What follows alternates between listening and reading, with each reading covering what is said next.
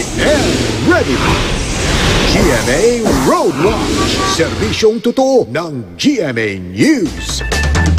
GMA Road Watch naman tayo mga kapuso. Narito po ang lagay ng trapiko sa ilang pangunahing kalsada sa Metro Manila. Ilang oras bago magbagong taon gamit po ang MMDA traffic camera. Kumustahin natin ang sitwasyon sa EDSA, Quezon City, sa bahagi po ng Mega Q-Mart, kung saan marami na po ang bumibili ng kanilang paghanda para sa medianoche. Ayan po, nakikita ninyo yung nasa kanang lane po.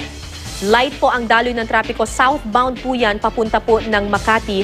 Habang nagkakaroon na po ng kaunting build-up ng mga sasakyan. Doon naman sa northbound lane, yan po yung nasa kaliwang lane. At nakikita nyo po, nagkakaroon na ng kaunting build-up dahil nga po meron pong palengke dyan kung saan marami na po ang bumibili para sa kanila pang medianoche. At makikita nyo doon sa may bandang gilid, meron ng mga sasakyan na hindi kumikilos dahil po tila ginawa ng parking lot ng ilang mga mamimili ang ilang bahagi ng kalsada.